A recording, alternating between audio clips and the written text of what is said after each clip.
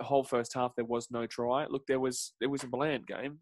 It was a bland game, absolutely. I mean, I guess that we're seeing a lot more of that from South Africa of late. I've noticed that South Africa, well, everyone's noticed that South Africa's game plan has really adjusted, and that's why I mentioned it before, is that they're not exactly the crazy fast-paced team anymore, with getting the ball out to Mapembe and Kolesi and the likes, Chaz and Colby.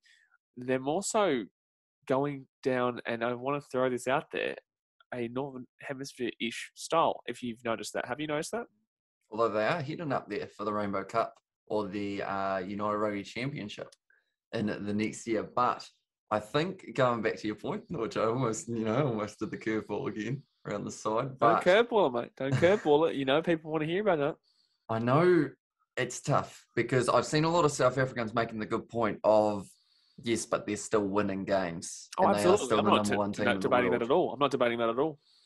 So I think their style, it's a very grindy, ruck-committed kind of game plan. Like you mentioned, we're not seeing it go out to the wings as much as it used to. We're seeing a kicking game with alongside very good defence, which then opens up the occasional opportunity on attack for the likes of Mapimpi. He's now sitting about 16 tries from 18 games as well. So he has still been getting the ball a little bit, but just not as much as a lot of people expected. It's kind of become a little bit more hitting the ball up and then creating that opportunity for the forwards or the rolling maul perhaps off a penalty. But then saying that when 21 penalties go against the other side, it's very hard to get that backline momentum kind of going, if that makes sense. You always are in that situation of, I guess we better, like we're inside of the half, we'll take the 3, or we'll kick for the corner and go for that rolling maul, which you don't really want to be giving South Africa a chance to do because they are extremely strong with that rolling maul, definitely when Malcolm Marx. Oh, man. That match. South Africa's ruck was incredibly strong. This is what I was saying before. South Africa's ruck was very strong. Their maul was strong. Everything was strong. They're a very physically strong team,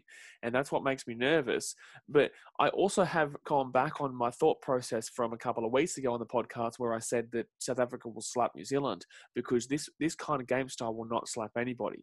This wasn't a slapping. 29-10 is not a slapping, right? Against Argentina anyway. Against New Zealand, that'd be a slapping. But like you've got different teams have different kind of thought processes around it, right? But I don't think that the way South Africa play would ever allow a big team to be slapped by them at this stage because they are so ruck focused, they are so slow the game down focused, they are slow grindy focused. And look, cool story, man. I get it. I get what South Africans are saying, and I'm not disagreeing at all. Yeah, they're still winning. That's great. But I also want to watch, for me personally anyway, I want to watch an attacking team. Obviously, Australia is an attacking team. Our defence is, it was okay. It's okay. It was good for 45 minutes the other day. But Australia, I like to see attack, and I think that South Africa has the ability to have just such an electrifying attack. We saw it in the 2019 World Cup. The attack of South Africa is so electrifying when it's on. So to see them take a step back in regards to this and kind of focus a lot more on their defense and a lot more of their ruck work and a lot more of their physicality-wise, it is... I'm not going to say disappointing. It is interesting because, like I did reference, and I know you tried to swerve it, but I can, if I want to refer to it again and try and get a response out of you, I can do it in regards to South Africa playing a lot more Northern Hemisphere style. But obviously they can implement both styles. Actually, this is an interesting thought. Do you think that South Africa are utilising, because people are talking about it, not in regards to what I'm about to say, I don't think I've seen anything referring to this, but do you think South Africa are attempting a new game style so that they can adjust between the Southern Hemisphere and Northern Hemisphere styles of play? I mean, it's a decent shout. Definitely with the rumours that in the next few years they might be heading to that Six Nations competition. But what I'm saying is, do you think that they're trying to utilise both hemisphere style so that if they feel like they want to click it up a notch for the defensive grindy style of the Northern Hemisphere, they can utilise that in the game? Or if they want to utilise the fast-paced creativity of the Southern Hemisphere, they can utilise that in the game, and it depends on which style they go with, and then obviously they've perfected both of the hemispheres. Because, I mean, they have definitely, they've got it at this stage, they can do both.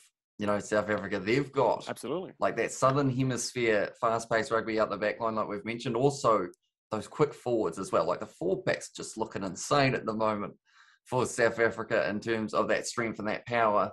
And then they've got those kind of rucks. And also the kicking game's actually been developing quite a bit in the last little while. They've been doing almost a record amount of kicks, I believe, if I'm not 100 wrong. 'Cause Bollard. Oh my God. a lot of people thought that when Faf de Klerk ended up getting injured, that Cobus Reinhardt coming in, or possibly Herschel Yankees, although I believe he is injured as well now, if I'm not wrong, they thought them coming in would actually mean that the kicking slightly decreased a little bit more. But if anything, it almost created more of the kicking game, definitely in that first match up against Argentina. But I think they're just that strong at the moment that unless they are beaten in a way that shows weaknesses, I always say it's like a brick wall. And at this Absolutely. stage, South Africa, they've got their brick wall foundations all set. They've got it up. And then Argentina, they were just kind of whacking into it a little bit, trying to create that little bit of a crack. But the problem is with South Africa at the moment is if you create a crack, you've got someone who's just going to come in, quickly tape it up, quickly kind of plaster it, and then unless you make the most of that weakness right at the moment that it happens, you're not getting through that hole. So because of it, South Africa have got the style that, yes, they weren't able to get that bonus point, but they did end up winning that game by 19 points, and they will probably be looking forward to those games up against the Wallabies and the All Blacks to try and get that Rugby Championship under their belt as well.